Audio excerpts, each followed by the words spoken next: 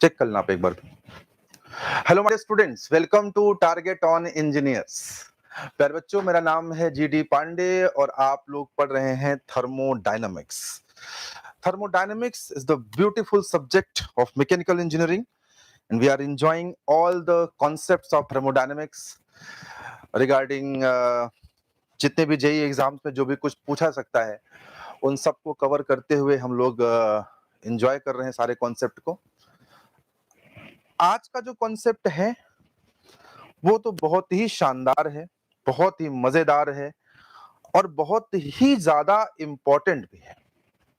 जी बच्चों, आज हम लोग पढ़ने जा रहे हैं, आपको मैं हेडिंग बना दे, सिस्टम, जिनको हम लोग प्रॉपर्टीज कहेंगे। प्रॉपर्टीज ऑफ सिस्टम अभी लिख दिया है और इनको हम बेसिकली क्या कहेंगे, प्रॉपर्टीज कहेंगे। ये टॉपिक बहुत इंपॉर्टेंट है। इंपॉर्टेंट इसलिए है कि कोई भी एग्जामिनेशन आप देने, इवन गेट और आईएएस का भी एग्जाम आप देने जा रहे हैं, तो ये एक ऐसा टॉपिक है जिससे कम से कम 2 नंबर या 1 नंबर का सवाल तो आना ही आना है। एक ऐसा टॉपिक है नंबर का आना ही आना है, नहीं तो 2 नंबर का तो आना ही आना है। ऐसा नहीं हो सकता कि एग्जाम हो और इस टॉपिक से सवाल ना आए। तो आप ये समझिए कि जो आप 1-1.25 घंटे मेरे साथ यात्रा करेंगे, 50 मिनट 1 घंटे जो भी यात्रा आप करेंगे, जो मैं क्लास लूंगा उसमें, तो आप ये समझिए कि जो आप 1-1.25 घंटे मेरे साथ यात्रा करेंगे, 50 मिनट 1 घंटे जो भी यात्रा आप करेंगे, जो मैं क्लास लूंगा, उसमें आप अपने किसी एग्जामिनेशन में 2 मार्क्स, कभी कभी 3 मार्क्स का भी पूछता है, तो 2 आप अपने किसी एग्जामिनेशन में 2 मार्क्स, कभी कभी 3 मार्क्स का भी पूछता है, तो 2 से 3 नंबर आप कंफर्म करने जा रहे हैं और कभी दोबारा रिवाइज करने की आवश्यकता नहीं पड़ेगी। ऐसा पढ़ाऊंगा कि सारा कॉन्सेप्ट रट जाएगा, दिमाग में बैठ जाएगा एकदम। क्या पढ़ाने जा रहे हैं हम लोग, क्या पढ़ने जा रहे हैं हम लोग? पढ़ने ये जा रहे हैं कि सिस्टम की प्रॉपर्टीज क्या होती हैं, what are the properties of the system. System की प्रॉपर्टीज क्या होती हैं, उन प्रॉपर्टीज को हम पढ़ने जा रहे हैं। Let us start the concept. देखिए बच्चों, सबसे पहले तो 2 शब्दों के बीच का अंतर समझिए। एक शब्द होता है प्रॉपर्टी और एक शब्द होता है कैरेक्टरिस्टिक्स। 2 अलग अलग शब्द हैं, पहले उनके दोनों शब्दों का अंतर समझिए। अच्छा, 90% किताबों में एक चीज लिखा रहता है कि all the characteristics are known as या आर कॉल्ड एज प्रॉपर्टीज। अक्सर अक्सर किताबों में यही डेफिनेशन प्रॉपर्टी की लिखी रहती है। क्या कहा जा रहा है कि जितनी भी कैरेक्टरिस्टिक्स हैं वही सब प्रॉपर्टीज हैं, जितनी भी कैरेक्टरिस्टिक्स हैं वही सब प्रॉपर्टी हैं, ऐसा किताबों में लिखा रहता है, जो कि एकदम गलत है। अब गलत है, हम इसको कैसे जानेंगे? जब हम पहले ये समझें कि कैरेक्टरिस्टिक्स क्या होता है, फिर हम ये समझें कि प्रॉपर्टी क्या होता है, तो ऑटोमेटिकली हम डिफरेंशिएट कर लेंगे दोनों के बीच में, ये कैरेक्टरिस्टिक्स है, ये प्रॉपर्टी है, तो दोनों में फिर डिफरेंस क्या है। कैरेक्टरिस्टिक्स समझते हैं, विशेषताएं जो किसी के बारे में जानकारी प्रदान करती हैं। मेरी हाइट 6 फुट 2 इंच है, आपसे किसी ने कहा कि वो मैकेनिकल में सर पढ़ाते हैं 6 फुट 2 इंच, आपने तुरंत कहा हाँ जीडी पांडे सर हैं। हाइट पर ही पहचान है। मैंने स्काई ब्लू कलर का शर्ट पहना है, आपने कहा वो स्काई ब्लू कलर का शर्ट पहन के सर पढ़ा रहे थे, क्या नाम है उनका? आपने कहा अरे वो जीडी पांडे सर हैं। मैंने दाढ़ी रख रखी है, आपने कहा वो दाढ़ी वाले टीचर बड़ा बढ़िया पढ़ाते हैं। पहचान है, कैरेक्टरिस्टिक्स कुछ नहीं है, पहचान है। कोई चीज नीला है, पीला है, लाल है, हरा है, गुलाबी है, उसकी पहचान है। कोई काला है उसकी पहचान है, कोई गोरा है उसकी पहचान है। कोई भी चीज जो पहचान है, जो उसके बारे में बताती है, उसका नाम होता है कैरेक्टरिस्टिक्स। ध्यान दीजिएगा, कैरेक्टरिस्टिक्स वो सारी चीजें हैं जो किसी के बारे में इंफॉर्मेशन प्रदान करती हैं, जो किसी की पहचान है, जो किसी के बारे में इंफॉर्मेशन प्रदान करती हैं, जो किसी की पहचान है, उन्हें हम कैरेक्टरिस्टिक्स कहते हैं। ध्यान समझिएगा, लेकिन कैरेक्टरिस्टिक्स अलग चीज है और प्रॉपर्टी अलग चीज है। इस बात का भी ध्यान रखिएगा, कैरेक्टरिस्टिक्स अलग चीज है और प्रॉपर्टीज अलग चीज है। क्या डिफरेंस है दोनों में? कैरेक्टरिस्टिक्स अलग है, प्रॉपर्टी अलग है, तो दोनों में डिफरेंस क्या है फिर? क्या डिफरेंस है पहले ये समझेंगे, क्योंकि ये डेफिनेशन तो नहीं चलने वाली कि कैरेक्टरिस्टिक्स आर कॉल्ड प्रॉपर्टीज। ये डेफिनेशन तो सबसे बेकार डेफिनेशन है, ये डेफिनेशन नहीं चलने वाली है।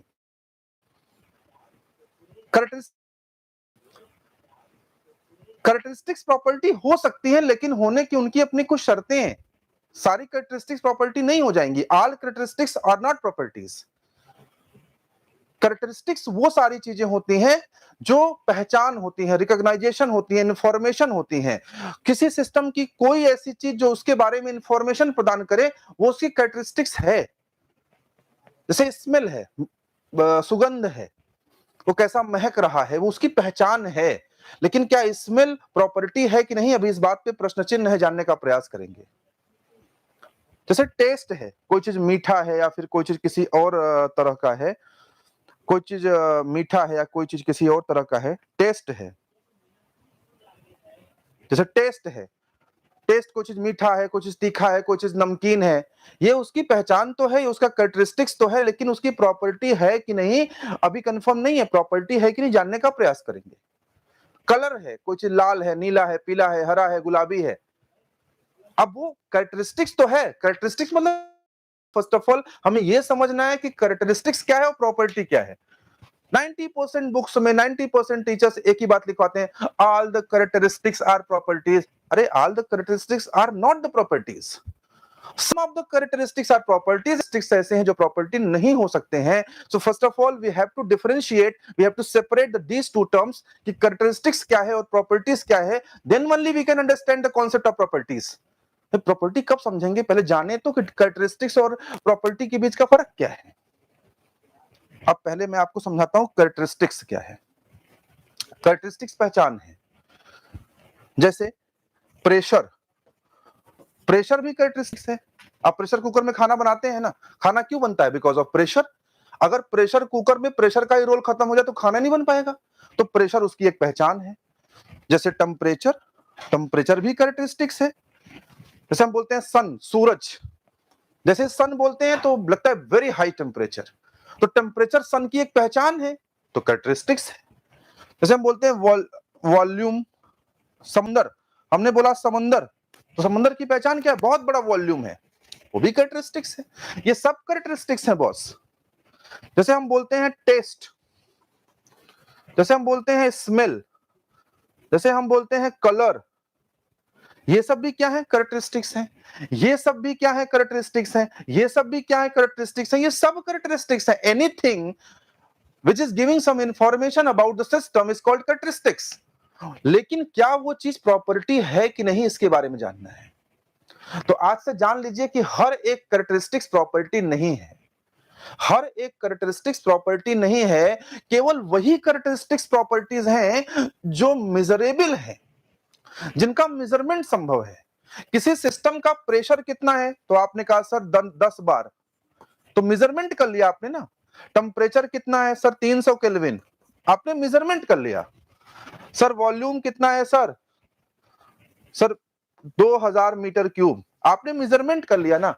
वो कैरेक्टरिस्टिक्स, ध्यान से सुनिए, ध्यान से सुनिए, वो कैरेक्टरिस्टिक्स वो कैरेक्टरिस्टिक्स वो characteristics which can be quantified, which can be quantified, इनको क्वांटिफाई कर सकते हैं, इनकी एक न्यूमेरिकल वैल्यू दे सकते हैं, which can be measured, इनका मेजरमेंट कर सकते हैं, are known as the properties। All the characteristics are not the properties। सारे characteristics प्रॉपर्टी नहीं होते हैं, केवल वो characteristics which can be quantified, which can be measured, only those characteristics are known as property। ये वाले भी characteristics हैं, ये सब these are not properties। ये कैरेक्टरिस्टिक्स तो हैं, लेकिन ये प्रॉपर्टीज नहीं है। ये प्रॉपर्टी क्यों नहीं है, क्योंकि टेस्ट का आप मेजरमेंट नहीं कर सकते, टेस्ट का मेजरमेंट नहीं कर सकते, स्मेल का मेजरमेंट नहीं कर सकते, कलर का मेजरमेंट नहीं कर सकते। ये स्काई ब्लू है, क्या इसका मेजरमेंट है, कितने यूनिट। गुलाब जामुन मीठा है, कोई मेजरमेंट है, कितने यूनिट, भाई इसका तो मेजरमेंट है ना, 10 यूनिट, बार एक यूनिट ही तो है, 10 unit, 5 unit, 6 unit, 4 unit. Gulab jamun का, रसगुल्ले का भी कोई मेजरमेंट है क्या, कि भैया मिठास की कितनी यूनिट है। टेस्ट का है क्या, कलर का है क्या, कोई चीज लाल रंग का है तो कितना लाल है, कितने यूनिट, क्या उसका मेजरमेंट है, क्वांटिफिकेशन कर सकते हैं आप, उसका क्वांटिफाई कर सकते हैं, नहीं कर सकते हैं। तो ये सारी चीजें कैरेक्टरिस्टिक्स तो हैं, टेस्ट है, स्मेल है, कलर है, कैरेक्टरिस्टिक्स तो हैं, लेकिन प्रॉपर्टीज नहीं है। तो प्रॉपर्टी की डेफिनेशन पहले आपको पता होनी चाहिए कि प्रॉपर्टी होता क्या है। तो मैंने आपको बताया कि प्रॉपर्टी क्या होता है, कि प्रॉपर्टी क्या होता है कि दोज कैरेक्टरिस्टिक्स, प्रॉपर्टी क्या है, those characteristics which can be measured, उन्हें हम प्रॉपर्टीज कहते हैं। या इस परिभाषा को ऐसे लिख सकते हैं कि only measurable characteristics are called properties। हर एक कैरेक्टरिस्टिक्स को प्रॉपर्टीज नहीं कह सकते हैं, या characteristics which can be quantified are called properties। ये प्रॉपर्टीज की तीन तीन परिभाषाएं मैंने आपके सामने लिख दी, ध्यान से देख लीजिए। परिभाषा नंबर 1, परिभाषा नंबर 2, परिभाषा नंबर 3। भाई हम ना प्रॉपर्टी पढ़ने जा रहे हैं, इंटेंसिव प्रॉपर्टी, एक्सटेंसिव प्रॉपर्टी, फलनवा प्रॉपर्टी, धिमकनवा प्रॉपर्टी, और हमको यही नहीं पता कि प्रॉपर्टी क्या होती है। तो ऐसी पढ़ाई से क्या फायदा है? ऐसी पढ़ाई से कोई फायदा है कि आपको ये नहीं मालूम है कि प्रॉपर्टी क्या होती है, और अब प्रॉपर्टी में आप इंटेंसिव और एक्सटेंसिव पढ़ने जा रहे हैं।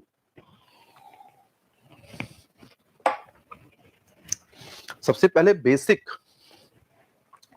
और सिंपल चीजें पढ़ो, because simple things are always complicated. जो सिंपल चीजें होती है ना, वो सबसे ज्यादा कॉम्प्लिकेटेड होती हैं। वही नहीं पता तो आगे का कॉन्सेप्ट बिल्डिंग ही नहीं हो पाएगा आपका। And once the concept is build up, एक बार कॉन्सेप्ट बन गया ना, फिर तो बाकी चीजें यूं फटाफट फटाफट फटाफट फटाफट होती है। तो अभी हम ये सीख गए कि प्रॉपर्टी असल में होती क्या है। अब हम ये क्लैरिटी हमें है कि कैरेक्टरिस्टिक्स अलग चीज है, प्रॉपर्टी अलग चीज है। प्रॉपर्टी भी वही चीज है, प्रॉपर्टी भी वही चीज है जो हमें किसी सिस्टम के बारे में इंफॉर्मेशन देती है, लेकिन उस इंफॉर्मेशन का हम मेजरमेंट कर सकते हैं, ये इंपॉर्टेंट बात है। प्रॉपर्टी भी वही चीज है, किसी चीज के बारे में हमें इंफॉर्मेशन ही तो मिलता है। प्रेशर इतना बार है तो मालूम होता है कि प्रेशर ज्यादा है कि कम है, उस सिस्टम के बारे में इंफॉर्मेशन मिल रहा है। प्रेशर इतना बार है तो ज्यादा है कि कम है, टेम्परेचर इतना सेंटीग्रेड है, केल्विन है तो ज्यादा है कि कम है, इंफॉर्मेशन ही तो मिल रहा है। लेकिन हम उसका मेजरमेंट कर सकें, ये हमारी प्राथमिक आवश्यकता है। अगर उनका हम मेजरमेंट नहीं कर सकते हैं, अगर उनका हम मेजरमेंट नहीं कर पा रहे तो हम उन्हें प्रॉपर्टी नहीं कहेंगे, कैरेक्टरिस्टिक्स कह देंगे। अच्छा, एक बार बार्क के इंटरव्यू में एक क्वेश्चन आया था ये कि पूछा गया था कि what is the difference between characteristics and property. Characteristics और प्रॉपर्टी में क्या फर्क है, बता दीजिएगा क्या फर्क है।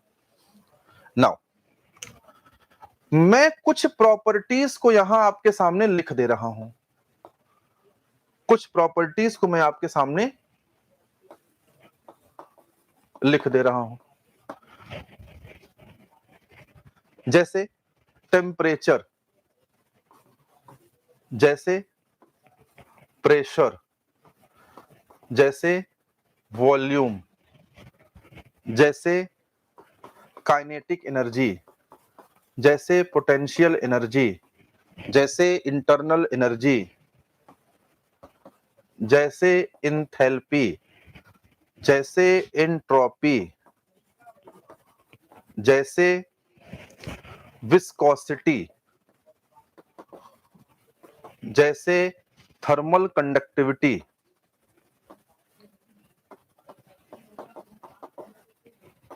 जैसे बहुत सारी प्रॉपर्टी हो सकती हैं। ड्राइनेस फ्रैक्शन, ड्राइनेस फ्रैक्शन, जैसे कंपोजिशन, जैसे वेलोसिटी, जैसे डेंसिटी। ये सब चीजें, जितनी चीजें आपके सामने हमने लिखी हैं, 1 2 3 4 5 6 7 8 9 10 11 12, हाँ कितनी हुई, 1 2 3 4 5 6 7 8 9 10 11 12 13 14, जो भी 13 14 नाम लिखे हैं, ये सब सिस्टम के बारे में इंफॉर्मेशन प्रदान करती हैं, सिस्टम के बारे में हमें कुछ न कुछ बताती हैं, तो निश्चित रूप से ये सिस्टम की प्रॉपर्टी है और इनका हम मेजरमेंट भी कर सकते हैं। भाई हमने कहा कि डेंसिटी ज्यादा है, मतलब कोई सघन सिस्टम है, मॉलिक्यूल्स पास पास हैं।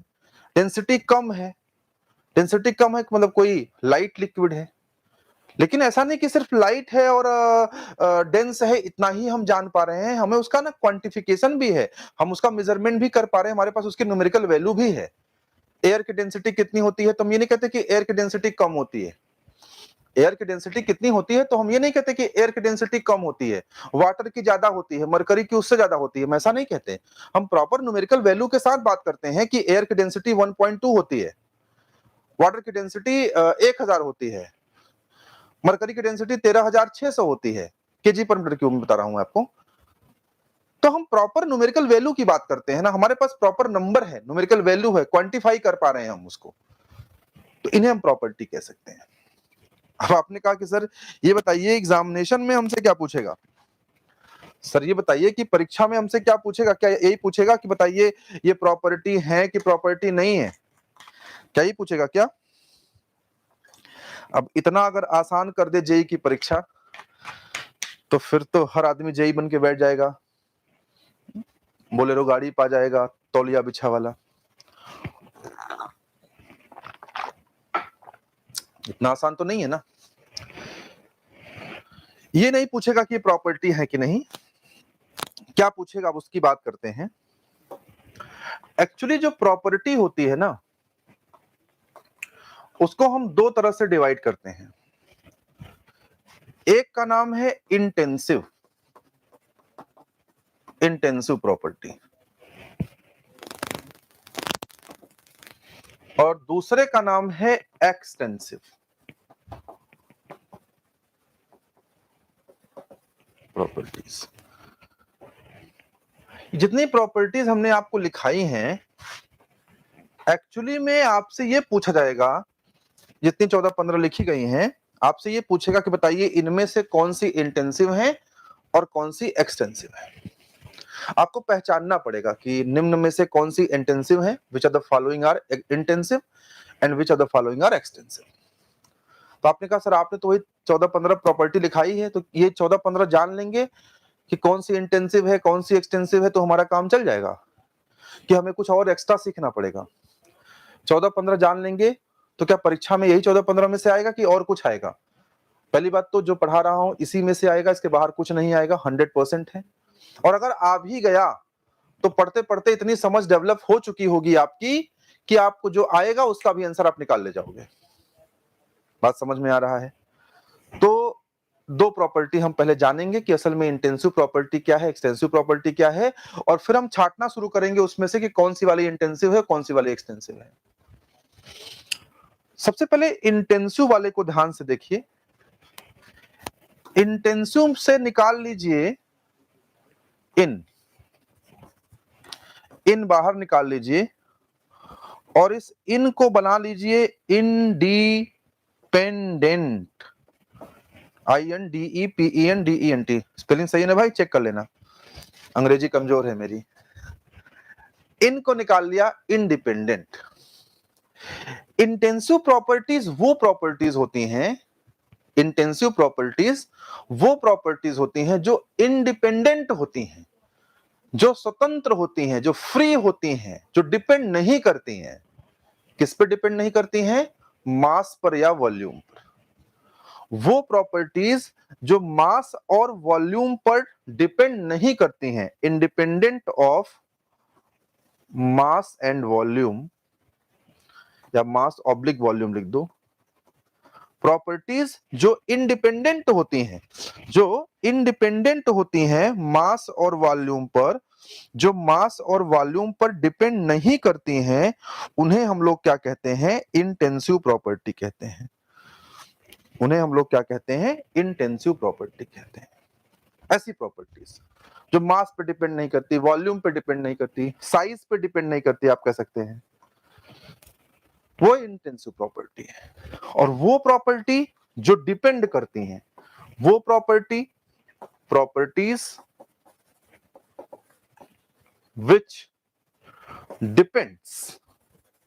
depend upon the mass or volume or size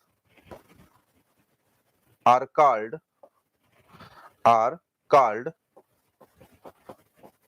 extensive property. वो प्रॉपर्टीज जो मास पे डिपेंड करती हैं, वॉल्यूम पे डिपेंड करता है, साइज पे डिपेंड करता है, उसे एक्सटेंसिव प्रॉपर्टी कहते हैं। और वो प्रॉपर्टी जो मास पे डिपेंड नहीं करता, वॉल्यूम पे डिपेंड नहीं करता, साइज पे डिपेंड नहीं करता, उसे इंटेंसिव प्रॉपर्टी कहते हैं।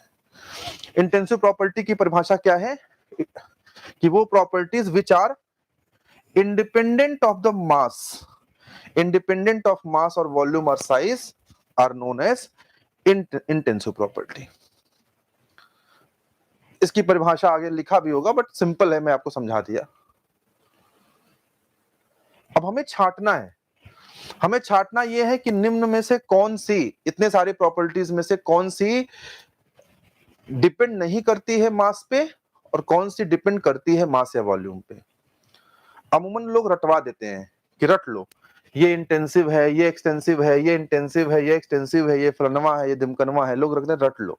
रटना नहीं है, समझना है। रटना नहीं है, समझना है। जैसे पहली प्रॉपर्टी को अगर हम पकड़ते हैं टेम्परेचर, तो हम जानना चाहते हैं कि टेम्परेचर कैसी प्रॉपर्टी है, ये इंटेंसिव है कि एक्सटेंसिव है। क्या ये टेम्परेचर ऐसी प्रॉपर्टी है जो मास पे डिपेंड करती है? क्या टेम्परेचर नाम की प्रॉपर्टी वॉल्यूम पे डिपेंड करती है? क्या टेम्परेचर नाम की प्रॉपर्टी साइज पे डिपेंड करती है? अगर करती है तो कैसे करती है, अगर नहीं करती है तो क्यों नहीं करती है? अब आइए देखते हैं, जानते हैं। एक समझ लेंगे, बाकी सारी फीलिंग आपको मैं डेवलप करा दूंगा। आइए डिस्कस करते हैं, टेम्परेचर के बारे में जानने का प्रयास करते हैं। टेम्परेचर को जानने का प्रयास करते हैं कि टेम्परेचर कैसी प्रॉपर्टी है। टेम्परेचर कैसी प्रॉपर्टी है? देखिए, एक रूम ले लीजिए, एक रूम ले लिया, एक रूम ले लिया। मान लीजिए रूम का टेम्परेचर है, मान लीजिए रूम का टेम्परेचर है 30 डिग्री सेंटीग्रेड। कितना है? 30 डिग्री सेंटीग्रेड। और मान लीजिए जो रूम लिया है उसका वॉल्यूम ले लिया हमने V, वॉल्यूम V ले लिया। साइज, वॉल्यूम से साइज डिफाइन हो जाएगा।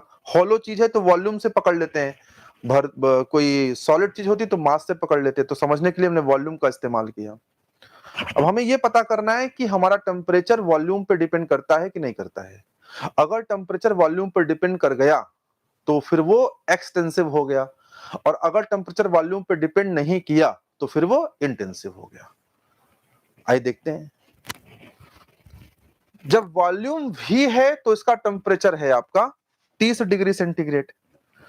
एक काम करिए, आप इसको दो भागों में डिवाइड कर दीजिए। तो बताइए, यहां का वॉल्यूम V/2 हो गया और यहां का वॉल्यूम भी V/2 हो गया। एक बात बताइए, जैसे ही वॉल्यूम को आप डिवाइड करेंगे दो भागों में, तो क्या टेम्परेचर भी आधा हो जाएगा?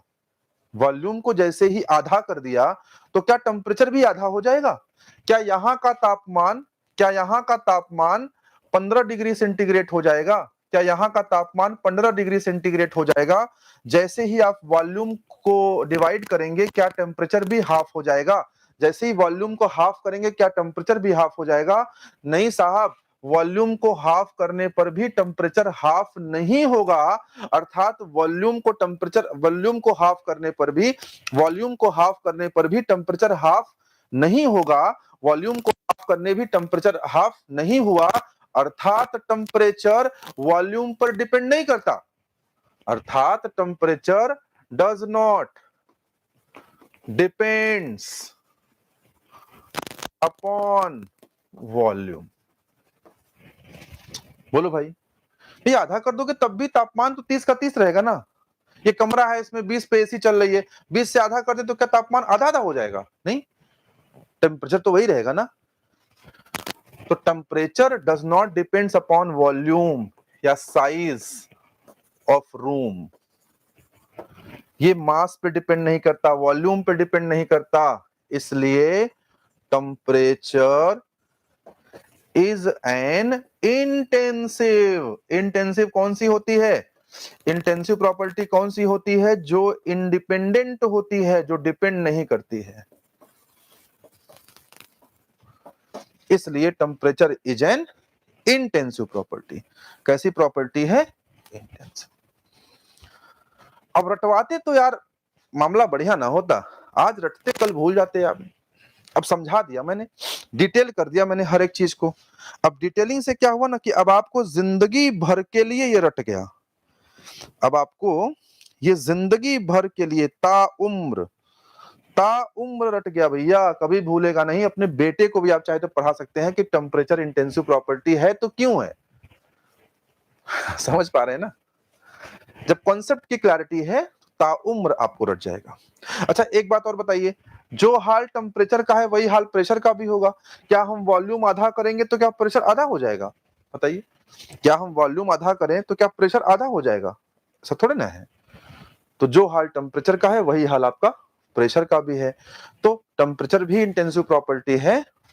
सिमिलरली प्रेशर भी कैसी प्रॉपर्टी है? इंटेंसिव है।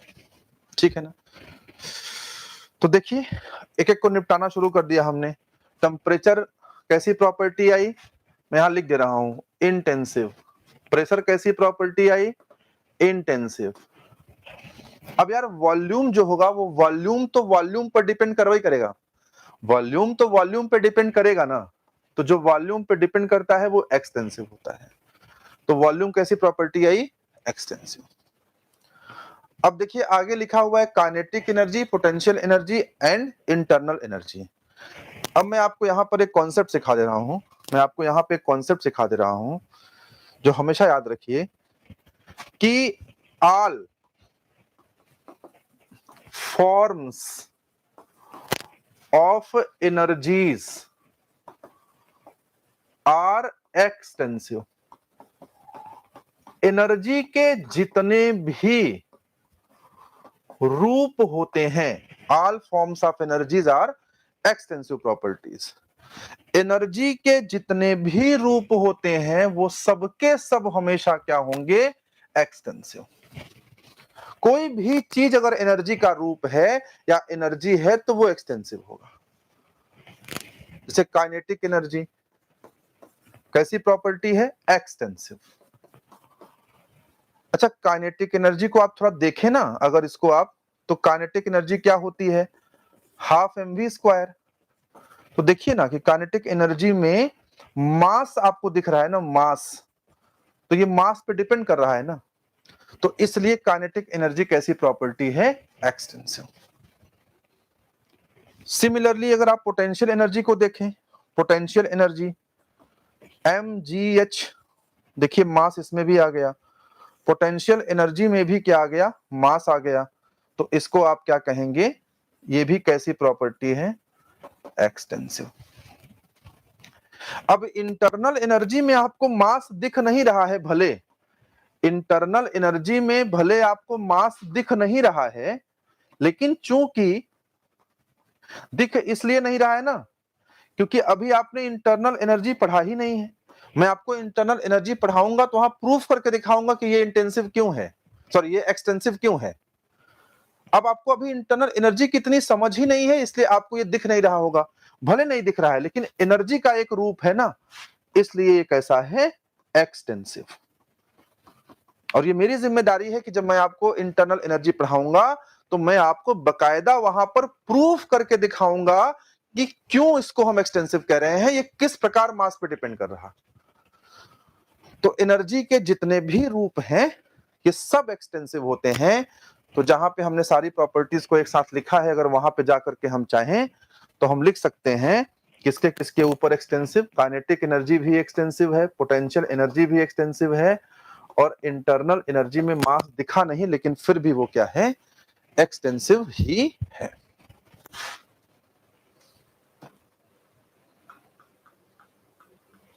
ठीक, आई थिंक क्लियर हो गया होगा सबको। अब देखिए एक एक करके सारी प्रॉपर्टी निपटा रहे हैं हम। अब अगली दोनों प्रॉपर्टी का नाम है, एक का इंथैल्पी और एक का एंट्रोपी। अभी आपको न तो इंथैल्पी के बारे में कुछ पता है, न तो एंट्रोपी के बारे में कुछ पता है। अलग अलग किताबों में अलग अलग लिखा रहता है, कुछ मत पढ़िएगा, किताबों से लेकर ज्ञान मत आइएगा, नहीं तो आप परेशान हो जाएंगे। मैं आपको इंथैल्पी भी पढ़ाऊंगा, बहुत डिटेल में पढ़ाऊंगा, और एंट्रोपी नाम का तो मैं पूरा 1 हफ्ता 8 दिन तो केवल एंट्रोपी ही पढ़ाऊंगा, और कम से कम 1 से 2 दिन केवल आपको इंथैल्पी पढ़ाऊंगा।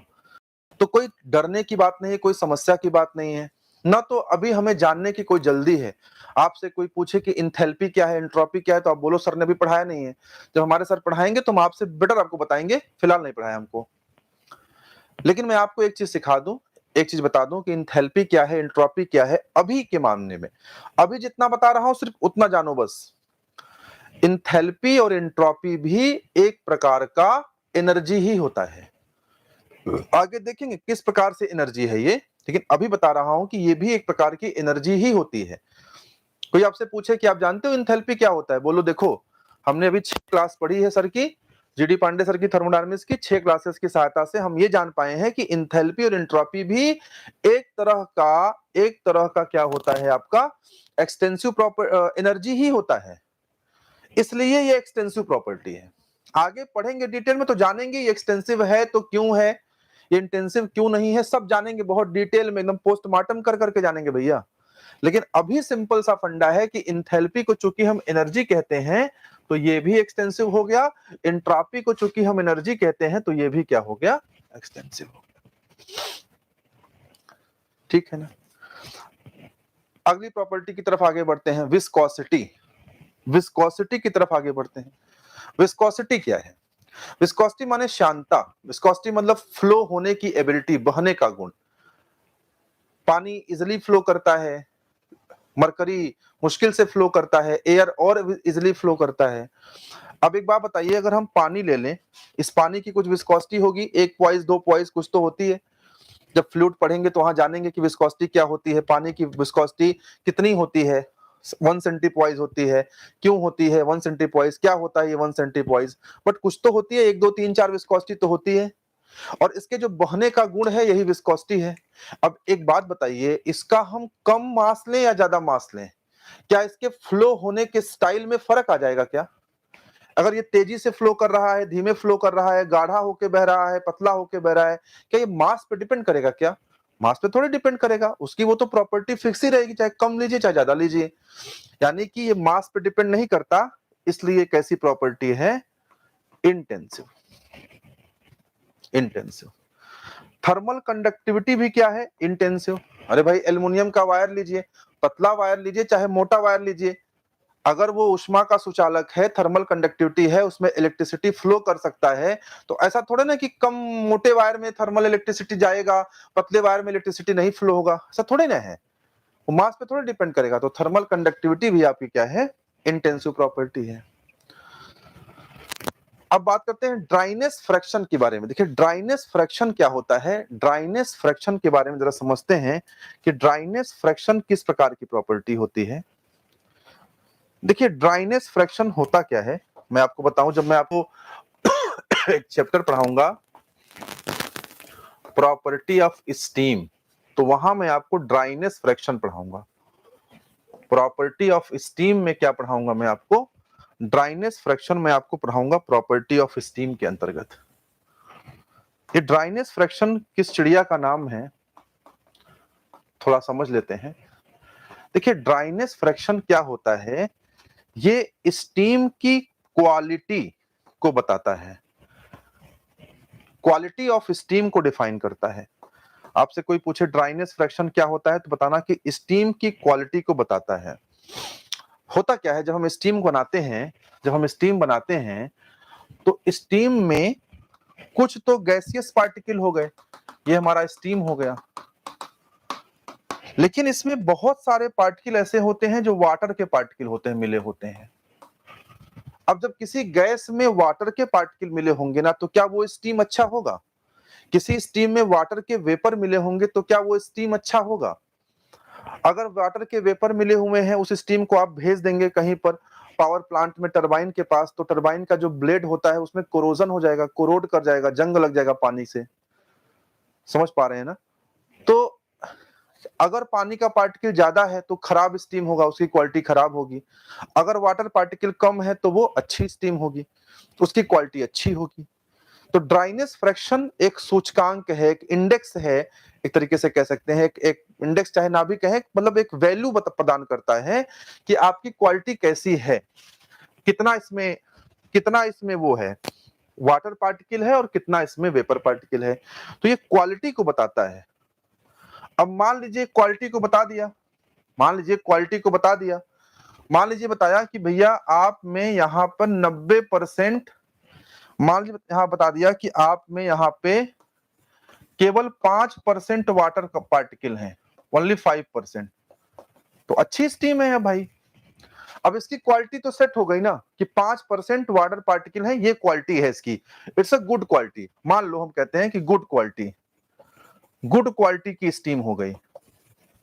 अब मुझे बताओ, अब अगर हम यहां से थोड़ा सा मास लें, अब मुझे बताओ अगर हम यहां पर थोड़ा सा मास लें इतना, और चाहे हम पूरा ले लें इतना, क्या उसकी क्वालिटी बदल जाएगी? भाई यहां से स्टीम निकाले थोड़ा सा या पूरा स्टीम ले लें तो क्या उसकी क्वालिटी बदल जाएगी?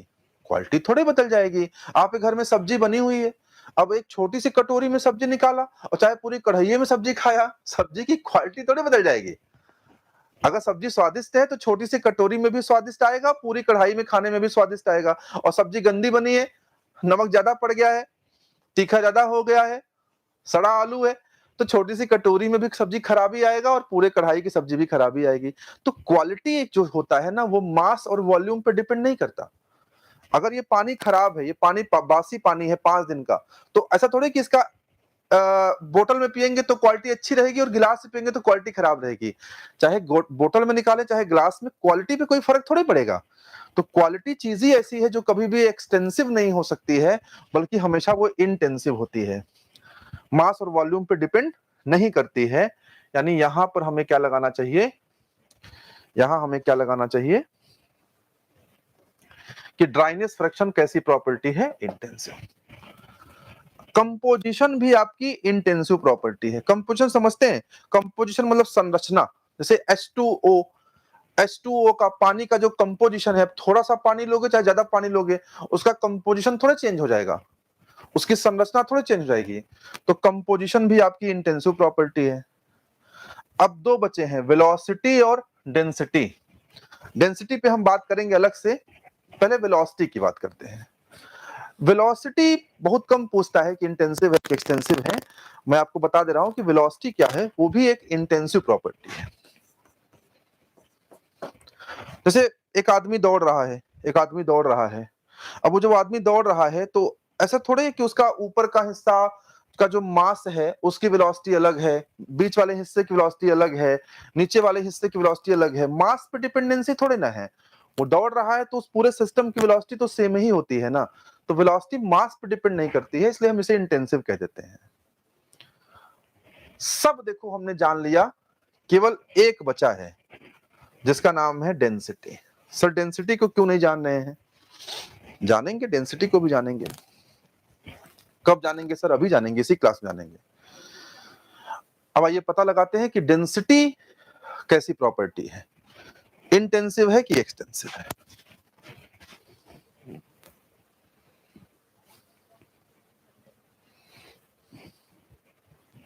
डेंसिटी, जब आप डेंसिटी को डिफाइन करते हैं ना, तो डेंसिटी इज इक्वल टू होता है मास अपॉन वॉल्यूम। क्या होता है? Mass upon volume. अब जब आप मास अपॉन वॉल्यूम से इसको डिफाइन करते हैं तो आप यहां पे कंफ्यूज हो जाते हैं। यहां पे जब मास अपॉन वॉल्यूम से डिफाइन करते हैं तो आप यहां पे कंफ्यूज हो जाते हैं। कंफ्यूज क्यों हो जाते हैं? क्योंकि आपको लगता है कि भैया डेंसिटी मास पे डिपेंड कर रहा है, डेंसिटी वॉल्यूम पे भी डिपेंड कर रहा है। और सर ने बताया था कि अगर कोई प्रॉपर्टी, सर ने बताया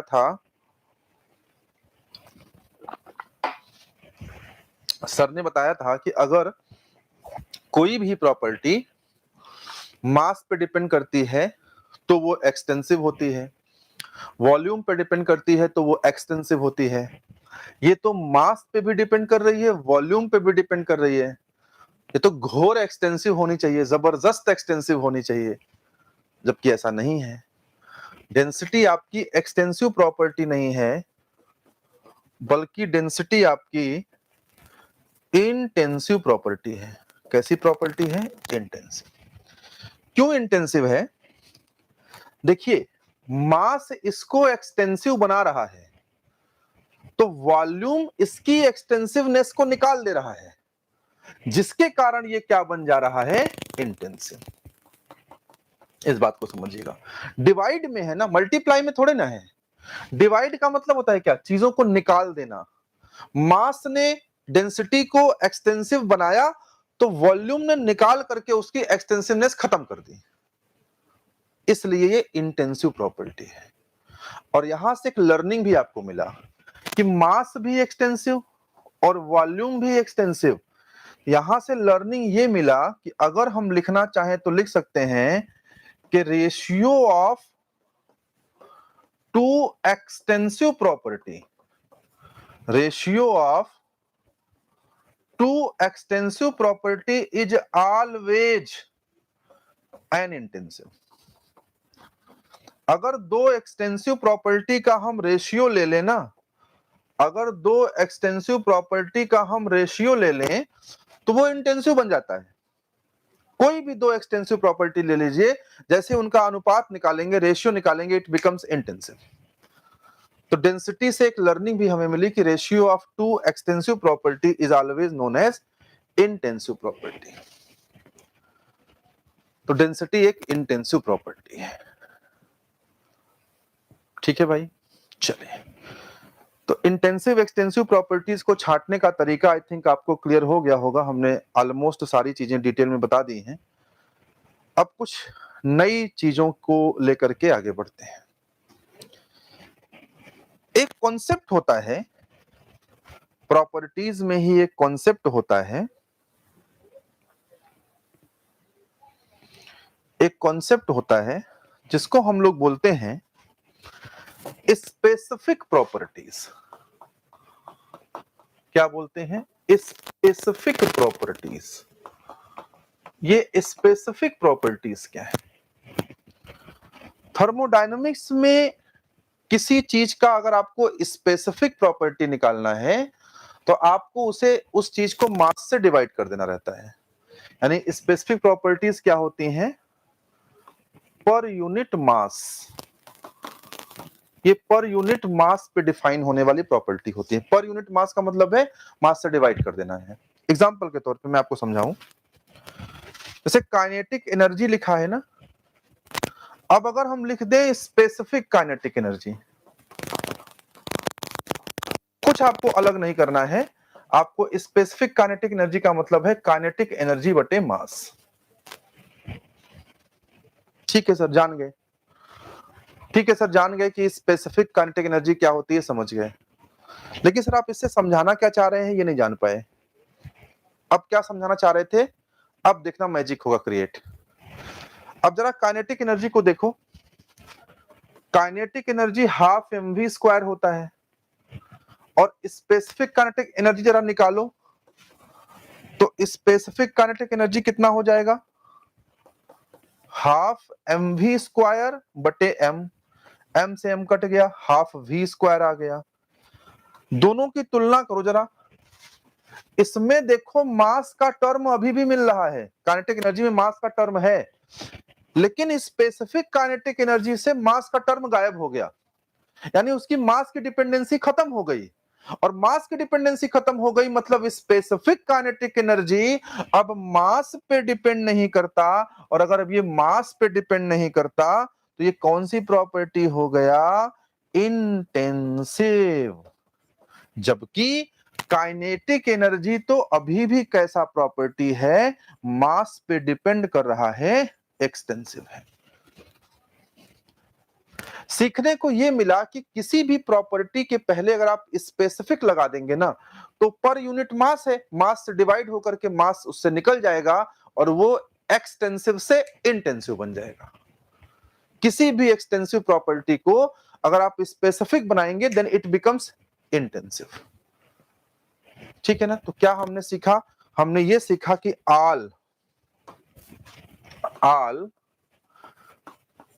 specific properties are intensive।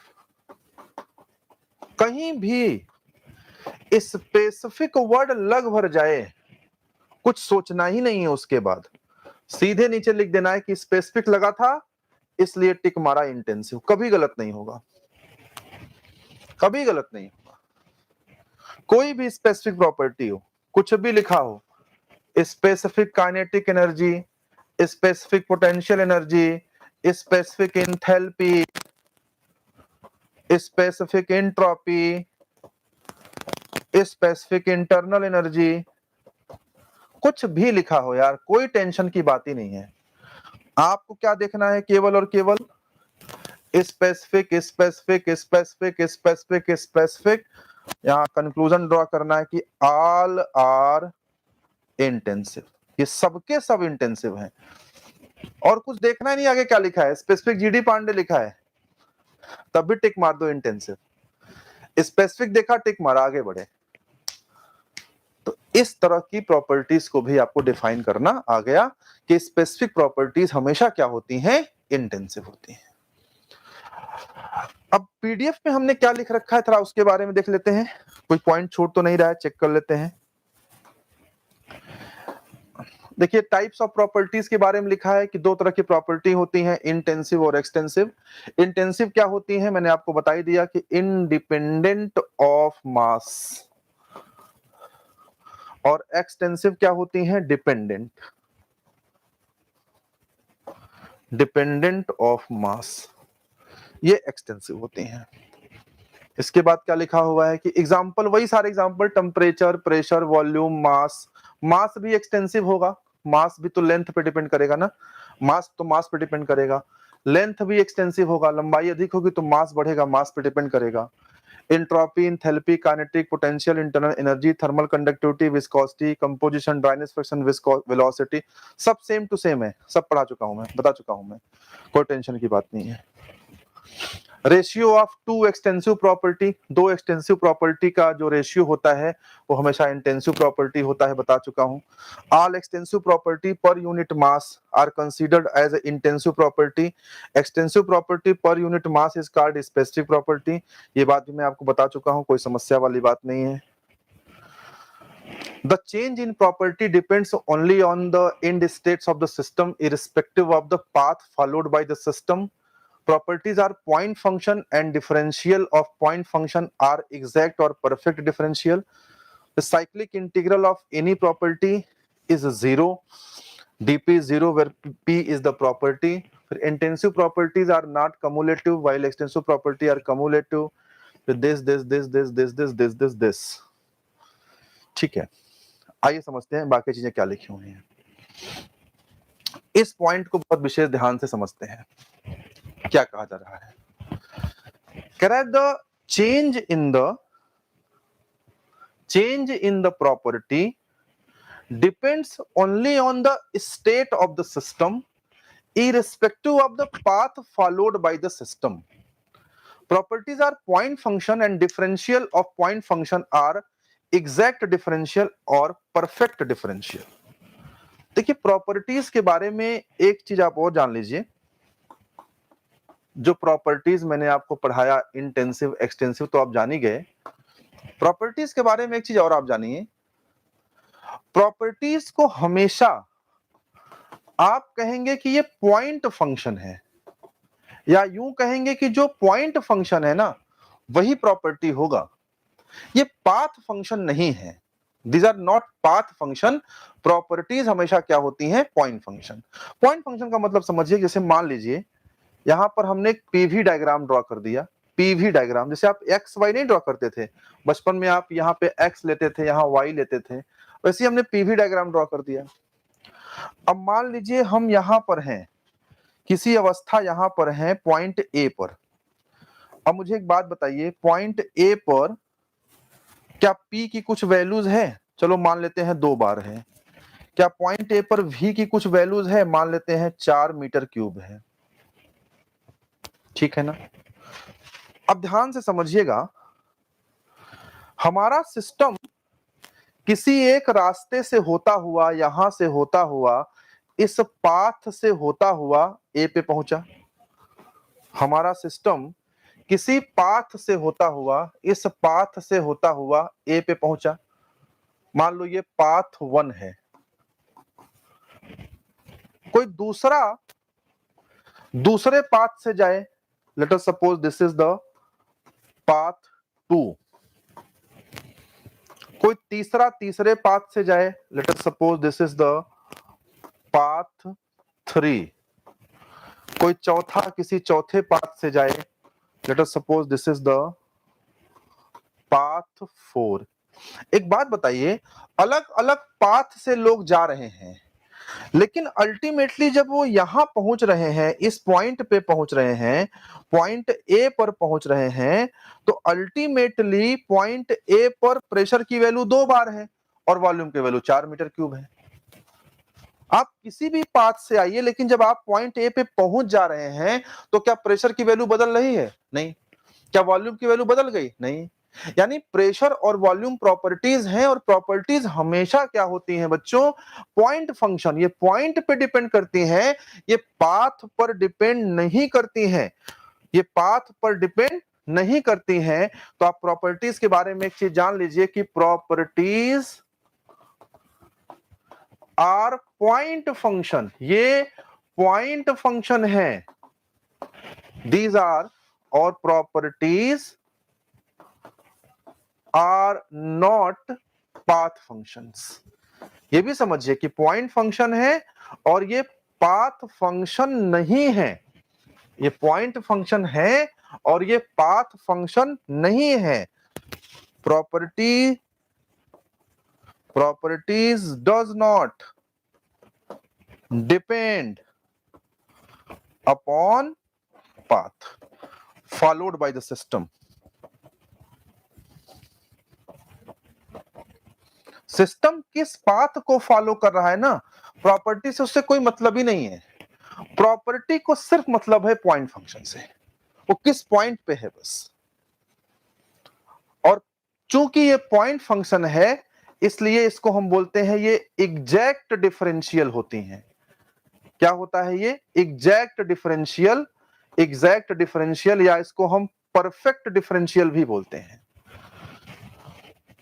तो जो आपकी प्रॉपर्टीज हैं वो पॉइंट फंक्शन है, इस बात का ध्यान रखिए, और वो एग्जैक्ट डिफरेंशियल है या परफेक्ट डिफरेंशियल है, इस बात का ध्यान रखिए। और इस बात का भी ध्यान रखिए कि वो पाथ फंक्शन नहीं है। फिर कौन है पाथ फंक्शन? सर कोई बताएंगे पाथ फंक्शन कौन है? पाथ फंक्शन 2 याद कर लीजिए, एक हीट और एक वर्क।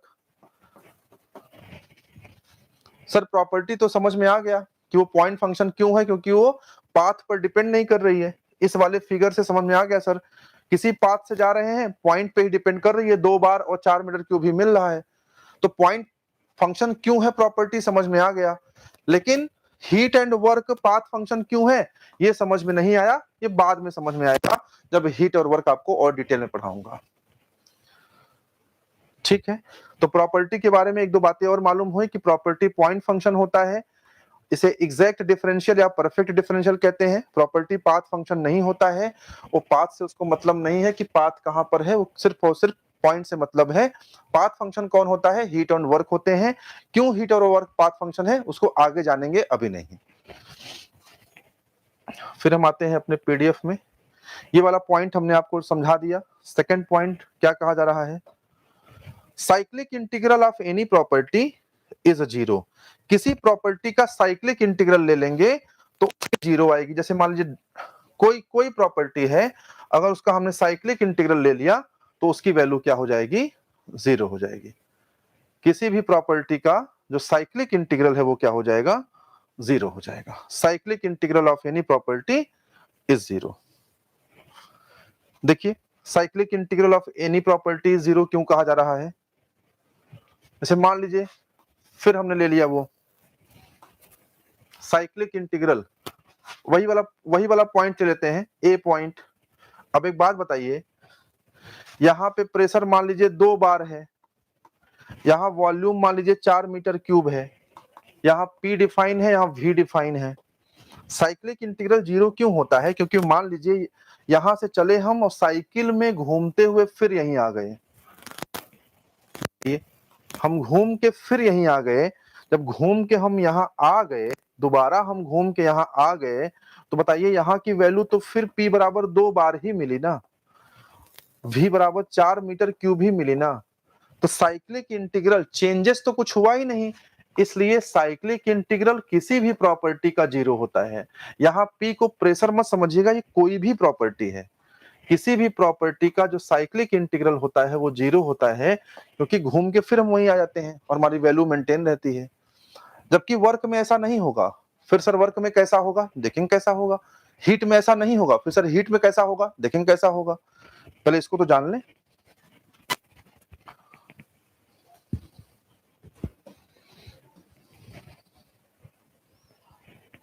फिर उसके बाद देखिए कुछ पॉइंट्स लिखे गए हैं, इनको ध्यान से समझिए। कहा जा रहा है कि इंटेंसिव प्रॉपर्टीज जो आपकी होती हैं, कहा जा रहा है कि जो इंटेंसिव प्रॉपर्टीज होती हैं are not cumulative, while extensive जो प्रॉपर्टीज होती हैं वो कम्युलेटिव होती हैं। देख लेते हैं जरा। Extensive properties are cumulative, cumulative भी बोलते हैं या एडिटिव भी बोलते हैं, एडिटिव इन नेचर, ठीक है ना, कम्युलेटिव और एडिटिव इन नेचर। और इंटेंसिव प्रॉपर्टी जो होती हैं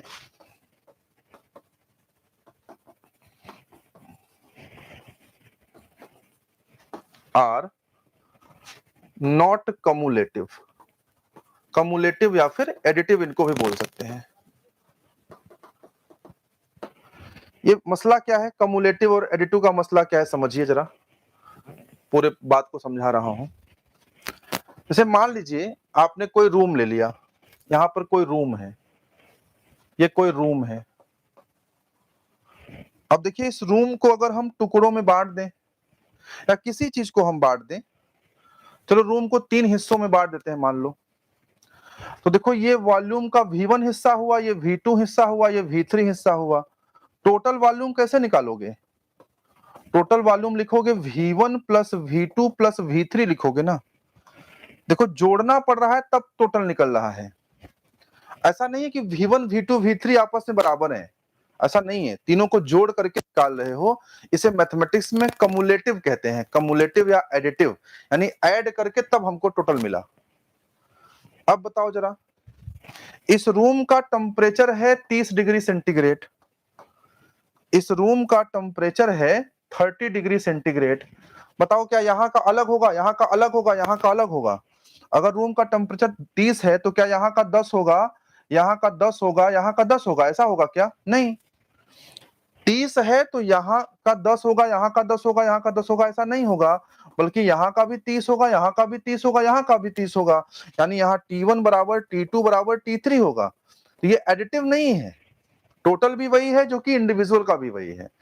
ये कम्युलेटिव नहीं है, वो कम्युलेटिव है।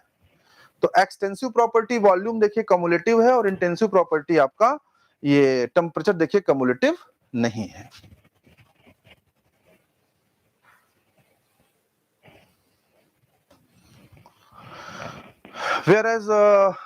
whereas heat and work are not point function, they are depend on the path followed by the system. For this reason they are called path function and inexact or imperfect differential. देखो point function perfect differential है तो heat and work imperfect है, point function आपकी जो properties है वो exact differential है तो heat and work आपके पाथ फंक्शन है तो वो इनएग्जैक्ट हो गए। अभी इसको डिटेल में फिर और जानेंगे, यहाँ एक क्लू दे दिया है आपको बस। उसके बारे में कहा जा रहा है कि कुछ इंपॉर्टेंट बातें हैं। क्या बातें हैं इंपॉर्टेंट देख लेते हैं भाई। प्रॉपर्टीज आर पॉइंट फंक्शन और स्टेट वेरिएबल। स्टेट वेरिएबल मतलब किसी अवस्था पे, किसी स्टेट पर डिपेंड करती है। स्टेट समझते हो ना, जैसे यहाँ पे हमने लिया था ना, ये ए एक स्टेट है तो इस ए पर डिपेंड करेगा, 2 बार सिर्फ ए पे ही मिलेगा, बी कहीं और ले लोगे तो वैल्यू बदल जाएगी। तो ये स्टेट वेरिएबल है, पॉइंट वेरिएबल है, पॉइंट पे डिपेंड करती हैं। सेकंड पॉइंट है properties are independent of the past history, they are independent of the path. Past history से कोई मतलब नहीं है, पास्ट हिस्ट्री से कोई मतलब नहीं है, मतलब जैसे हम यहाँ ए पॉइंट पे हैं, अब हम पास्ट हिस्ट्री, हम कहाँ से आए हैं, एक रास्ते से आए हैं कि दूसरे रास्ते से आए हैं, हमारा पास्ट हिस्ट्री क्या है उससे कोई मतलब नहीं है। ये है प्रॉपर्टीज जो होती हैं वो एग्जैक्ट डिफरेंशियल होती है, मैंने आपको बता ही दिया। प्रॉपर्टीज आर क्लासिकल या macroscopic characteristics of the system होती हैं। तो हमने तो आपको कल ही बताया था कि जो कैरेक्टरिस्टिक्स ऑफ द, जो कुछ भी हम पढ़ते हैं थर्मोडायनामिक्स में बेसिकली वो क्लासिकल थर्मोडायनामिक्स को ही तो पढ़ रहे हैं। तो ये पूरी की पूरी प्रॉपर्टीज का पूरा लेखा जोखा, पूरा गुणा गणित एक ही क्लास में हमने आपको निपटा दिया। आई होप कि आपको चीजें समझ में आई होंगी, आपको मजा आया होगा, आपको आनंद आया होगा। और ऐसे ही मजेदार क्लासेस पढ़ने के लिए आपको जुड़ना पड़ेगा हमारी टीम से, टारगेट ऑन इंजीनियर्स की टीम से, जहां मैं जीडी पांडे स्वयं बहुत सारी क्लासेस लेता हूं, बहुत सारे सब्जेक्ट पढ़ाता हूं, और मेरे साथ हैं इंडिया के बेस्ट एजुकेटर्स की टीम जो आपको पढ़ाते हैं और किसी भी जेई और एई एग्जाम को क्रैक करने का सपना पूरा करवाते हैं आपसे। आज की क्लास के लिए इतना ही, कल फिर मिलते हैं, तो फिर नेक्स्ट क्लास में कुछ अलग बातें होंगी। Thank you so much, bye bye, take care, जय हिंद।